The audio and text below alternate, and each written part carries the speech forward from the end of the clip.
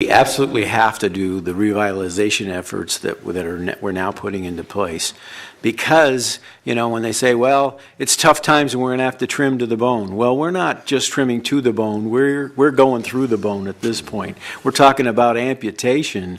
With cutting back and all the economy and everything, we need the revitalization. We need business. We need to bring revenues, because what most people don't understand is we only get a very small portion of the property tax, 18%.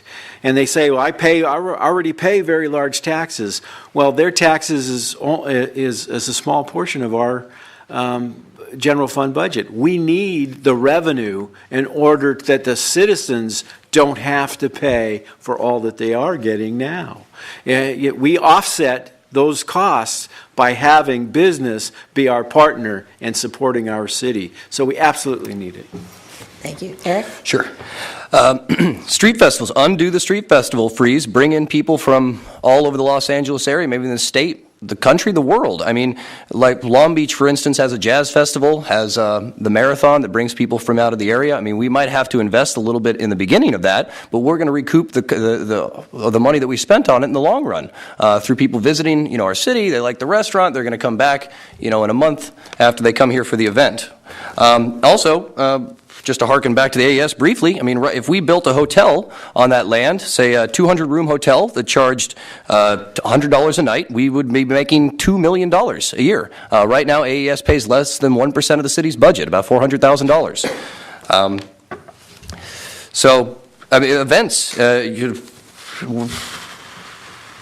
we have to spend money to make money. Okay, thank you. Question 6. This will start with Steve.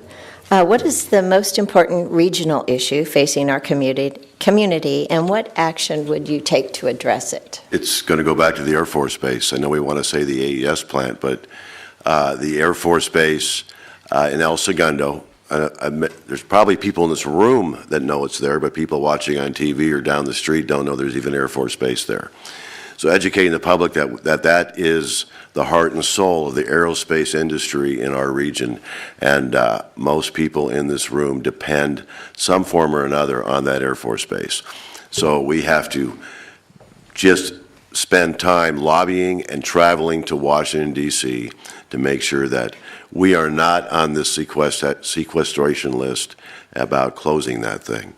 And secondary, of course, would be the AES plant and all the surrounding development issues. But again, Air Force. Pat? The most important regional thing for us is, like Councilman Aspel says, it's the Air Force Base right next to us as the closest thing. But we'll also have the economy and what it's doing to the other cities around us, and the healthcare system and the healthcare insurance and all the problems that's now created. It's taxing for our paramedic service. It's taxing for the number of homeless people we have moving here that cares. So there's a lot of regional issues that need to be conquered. And I serve on our Independent Cities Association, and these are the things that we're looking at, is how it's impacting our safety services, our medical services, and things like the Air Force Base. So the economy and the amount of money in the area is the biggest problem facing us today. Eric? I think it's the pier revitalization, or at least how we're focusing our efforts on one part of Redondo while neglecting another part. What sparked the great Redondo Pier fire of 1988 is still unknown, but what sparked my interest, and should probably spark yours, is why CenterCal, the company chosen to revitalize that pier, got its contract in stark violation of the city charter. The company, whose contract is set to be finalized in March, has yet to submit sketches, blueprints, or detailed plans of what our city will look like upon completion of that revitalization, and they plan to invest $200 million into the project. $200 million? Heck, with that kind of money, we could reinstate the red cars. I just don't understand that. Now, I'm not against investment, don't get me wrong, but a $200 million price tag to this whole affair is almost sure to raise the rent, change the pier's character, and price out the locals. Businesses that have been there for 40 years. The businesses on the pier and the surrounding residents are the true stakeholders in that deal, and they deserve a vote. Being paid lip service by CenterCal is not being paid at all. Okay, thank you. Matt? Well, I agree with my two council members up here with what they've said with regards to the Air Force Base, and we all understand the importance it has in the South Bay economy. But in addition, we've got some short-term issues that have to be addressed, and that has to do with covering increased costs to benefits, employee benefits. It's something that's going up by quite a large amount, about $500,000 every year, that we have to be able to cover in the short term. On top of that, we have some unfunded mandates, such as new stormwater regulations that could add another $500,000 to the city's costs with regards to handling stormwater runoff in the city. So these are some shorter term issues that we have to take care of. I think in the longer term, it all ends up revolving around making sure we have a vibrant business base and that we have a vibrant economy in the South Bay. And that includes both working with our legislators to make sure the LA Air Force Base stays here in Los Angeles, but also making sure that business in general is supported in Redondo Beach in the South Bay. Okay. Well, you've done really well. We have a little extra time, so we'll go with one extra question. And we'll start with Pat. There are some residents that complain about traffic within the city. Do you believe we have a traffic problem in Redondo Beach? And if so, where are the problems and how would you address them? Well, one of the main problems that we have is traffic on Pacific Coast Highway. Every day, every morning and every night, it's just inundated with people that travel through our city. They're not people who, some of them live here and drive from here, but most of them are driving through here, and that causes a problem with traffic. I mean, in midday and even early evening, Pacific Coast Highway becomes somewhat of a ghost town. There's not a lot of traffic, but for those morning and early evening commutes, it is a giant problem. One of the problems that we have, and we've heard before, well, we could synchronize the signals. Well, I started working for the city as a traffic signal electrician, and we can't synchronize them because they're not our signals. It's a state highway. The state Caltrans controls that highway. We don't have any real input on it. They are the ones that do all that. So we can't do anything about PCH other than complain. Okay, thank you. Eric? Sure. Traffic is a big issue. The roads right now are built to handle about 30% of the traffic that's currently on these roads. To get back to the red cars, why don't we build those?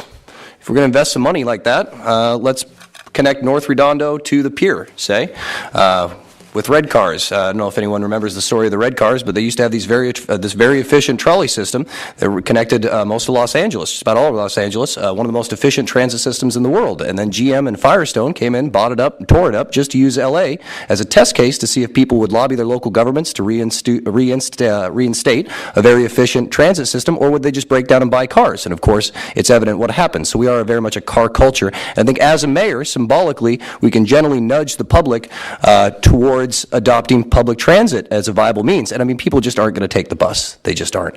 It has a negative connotation, a negative stigma to it. But if we could do something, even an open-air trolley system or something like that, to connect parts, the whole of Redondo, I think that would be a step in the right direction.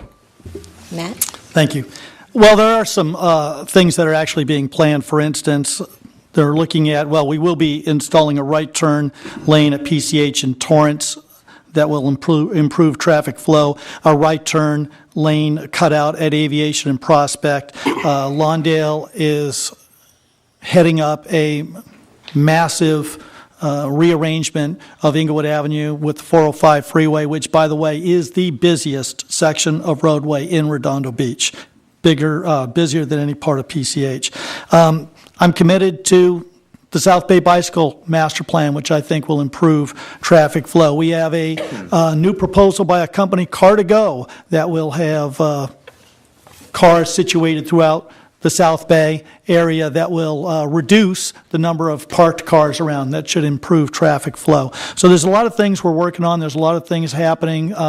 Being part of the South Bay Council of Governments is part of that solution, and being on their steering committee helps me understand those issues and where the money's coming from. Thank you. Steve? The traffic's not just a Redondo Beach issue, it's a regional issue. And depending on when you arrived in Redondo Beach, this traffic is either worse now or it's better now. But I remember when I was 25, 30 years old, it seemed like the traffic was more because El Segundo had more employment then, and people would drive through our city.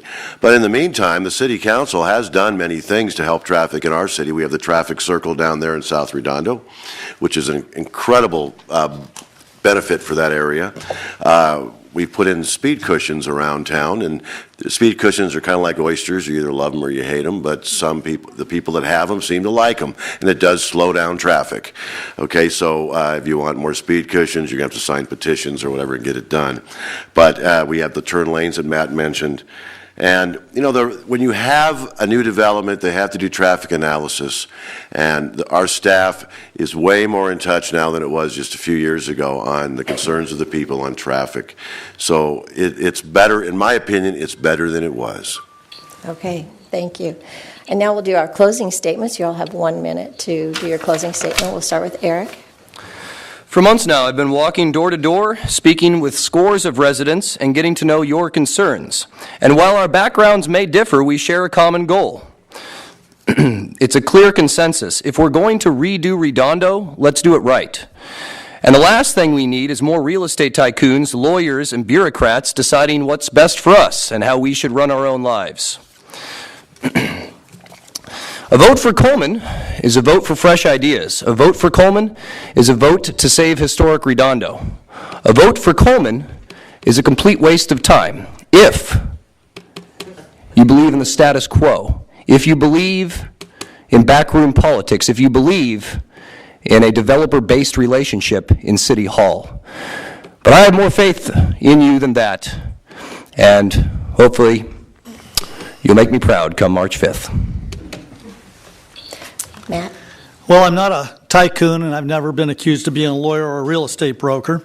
I am a teacher in the city of Redondo Beach. I have a proven record of leadership that squeezed 60 years into 20 years, 12 years on city commissions, 8 years on school bond oversight committee, 18 years as a scout leader, 3 years as a scout master, 15 years on AYSO board, and I've served as the Redondo Beach JC's president.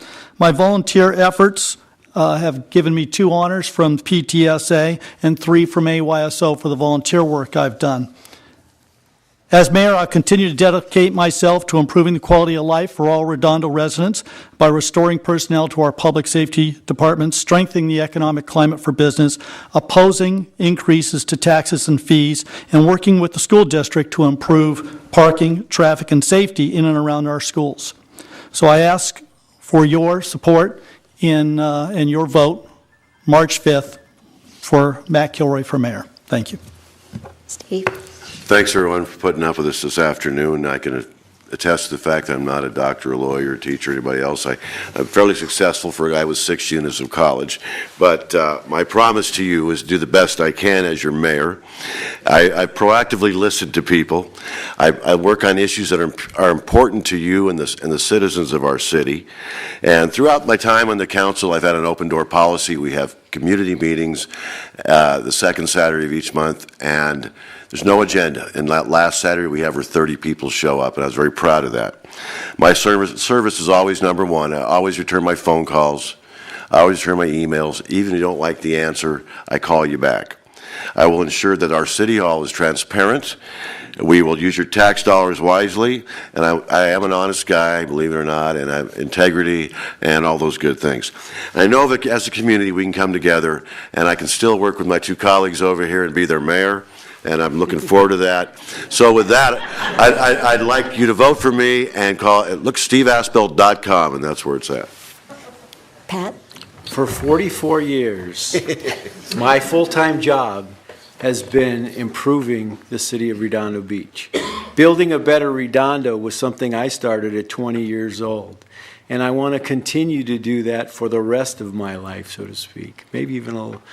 So, you know, please, I'm running for mayor because I want to continue serving this community.